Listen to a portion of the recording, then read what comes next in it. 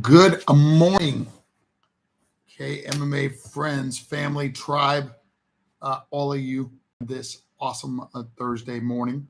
I know I just made the thing not evergreen, but it's Thursday morning right now. Hopefully, some of you are still watching this at a later time, or somebody's watching this at a later time. But I'm Shan Steve from Krav Maga Martial Arts, and I am so grateful to all of you. Of course, my students and my team, and the families that support both of those, you guys especially, because without you, wouldn't be able to do what I do, fulfill our purpose and our passion, our calling, our vision, and our mission from Krav Maga Martial Arts. So thank y'all. But anybody who is on watching this, even if you're not a member of the tribe in that kind of formal capacity yet, thanks for making the time to listen. Today, I want to talk to you. I want to go deeper on the first two black belt superpowers. The first one, of course, is focus, the ability to block out distractions and concentrate on what's important. We know that energy flows where focus goes. And, I talk to you about all that stuff all the time, and I've talked about time management and energy management. But I want to give one specific technique today that is amazingly relevant to the actual execution of focus. Because we know that in life, so many things, to include even the black belt leadership principles, in this case, the black belt superpowers, that so many great ideas are just great ideas. And the problem is that knowledge without action, as Aristotle said, is useless. And so we have to figure out how to bridge that execution gap. And that's what the technique I want to talk to you about today is. And it actually came from something that my awesome wife, Barbara, said yesterday, in our coffee time. And the neat thing is that, she's not even actually a martial artist, but she's been watching me be one for a couple decades now. And she's seen the lessons, and she had this amazing analogy to something that we do in our Krav Maga class that's relevant to this lesson. No further ado, I'll get right to it. And it's going to address, as I said, focus and the respect lesson that we're giving from the floor this week. So first, the focus part.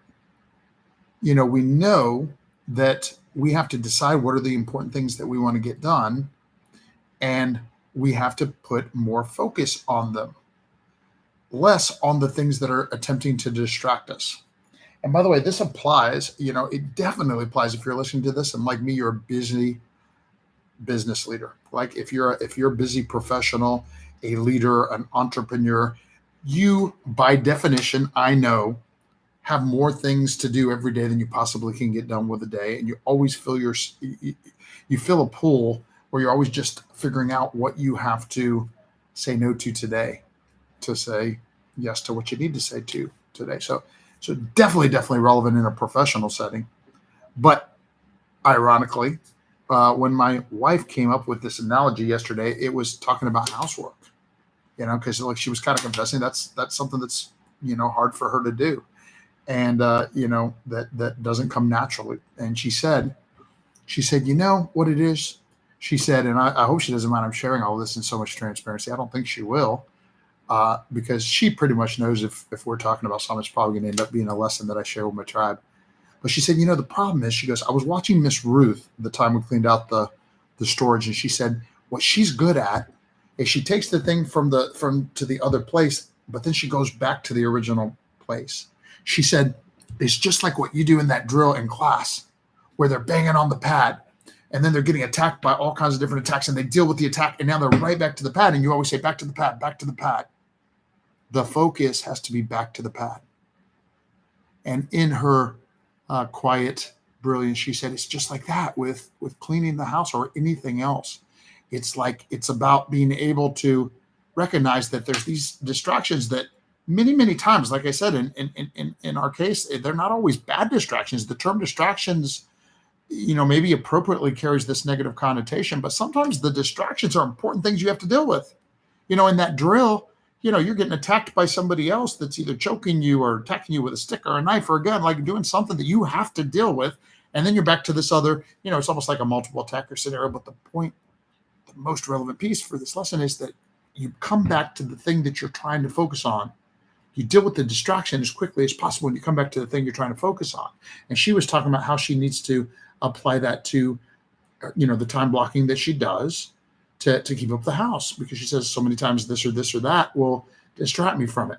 And of course it's true for me. I mean, My planner helps a lot. I have basically like a modern day version of the good old fashioned Franklin Day planner, but it's on a remarkable. But you know, I plan my days the night before and the morning of and all of that, and I go in, and still it doesn't always go exactly according to plan, but I get all the things done because I deal with the distraction. I get back to the pad. Now, this lesson, I think you already understand. And I think that hopefully, it is my desire that you heard it in such a way that you know in what way it applies to you, like where you will apply that knowledge. Like, where do I need to keep getting back to the pad? What is the thing that I say I want? Yesterday, I talked about, cognitive dissonance and not doing the behaviors that support what we say we want. Well, in this case, you know what you want. And the secret is deal with the other thing and then back to the pad.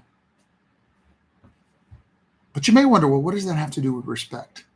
Well, the revelation that I had this morning was that our second black belt superpower, respect, I actually have the instructors from the floor saying there are two kinds of respect that we teach at Krav Maga martial arts: respect for self and respect for others.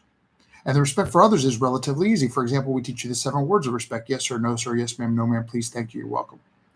But then the instructor says, but respect for self is sometimes the most difficult and yet the most important of all. Sometimes we speak to ourselves in ways that we wouldn't to somebody else. And, the particular lesson they're given from the floor builds up to them going, what are the last 3 words of our black belt creed? And the students say, yes, I can. And the instructor says, you have to remember that the next time that voice in your head is telling you that you can't. And of course, that's a phenomenal lesson. But the way that it applies to this lesson is this: that little voice in your head will become more positive or more negative based on how many times you get back to the pad. What am I saying? What I'm saying is we gain or lose respect for ourselves based on how well we follow the directions we give ourselves. How many times have you said, this is the important thing, this is my goal, but then not done it? And of course, the most obvious example in this one is whatever exercise you commit to do in the mornings, or whatever eating plan you commit to do to support your health. Those are the obvious ones.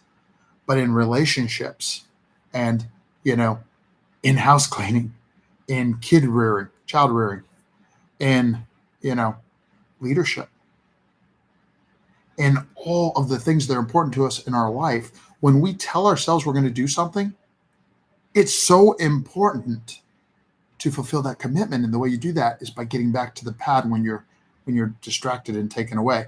Now, in that stress drill, when you get distracted and have to deal with that attacker, you don't go, oh my gosh, how did this happen? I can't believe now I can't do that thing that I said I was going to do.